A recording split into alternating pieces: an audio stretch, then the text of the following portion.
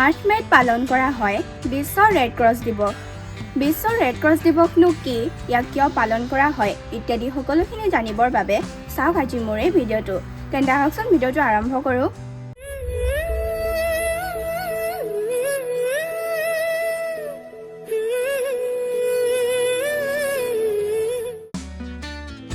মে বিশ্ব red cross দিৱস।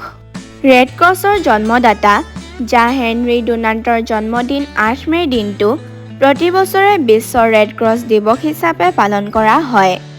সেয়া আছিল 1859 চনৰ 24 জুন। অষ্ট্ৰিয়া আৰু ফ্ৰান্সৰ মাজত এক ভয়ানক যুদ্ধ সংঘটিত হৈছিল ইটালীৰ ছলফেৰিনো নামে ঠাইখনত।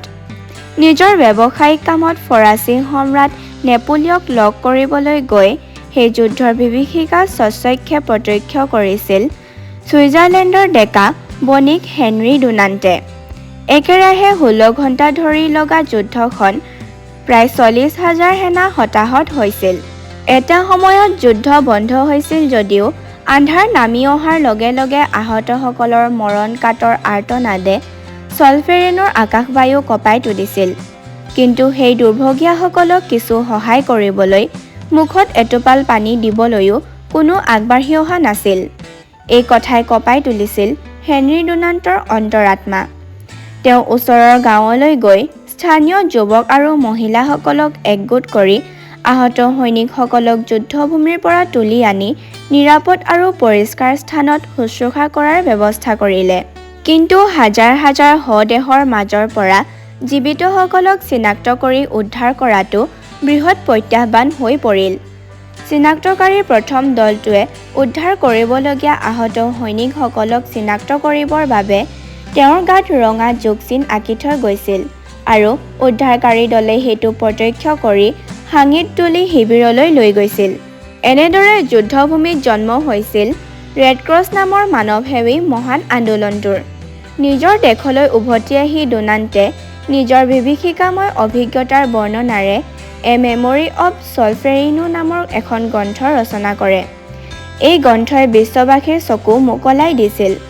1863 চনত হেনৰী ডুনাণ্ট আৰু আন 4 গৰাকী ছুইচ নাগৰিক লগ হৈ যুদ্ধত আহত হোৱাসকলৰ সহায় আৰু চিকিৎসাৰ বাবে এখন আন্তৰ্জাতিক সমিতি গঠন কৰে, যিখন পাছলৈ আন্তৰ্জাতিক ৰেড ক্ৰছ সমিতি ৰূপে জনাজাত হয়।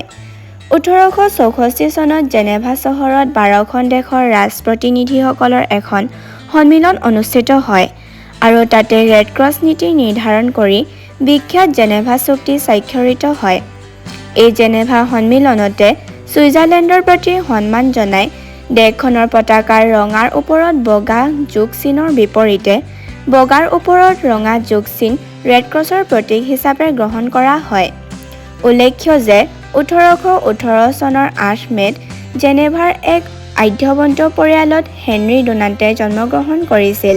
মানৱ জাতিৰ দুখ যাতনা মোচনৰ বাবে তেওঁ আগবঢ়োৱা অৱদানক স্মৰণ কৰি ৰখাৰ বাবে ৰেড ক্ৰছ আৰু ৰেড ক্ৰিচেণ্ট সমিতিসমূহে ডুনাণ্টৰ জন্মদিনটো বিশ্ব ৰেড ক্ৰছ দিৱস হিচাপে পালন কৰি আহিছে। আজিৰ ভিডিঅ'টো ইমানেই। ধন্যবাদ।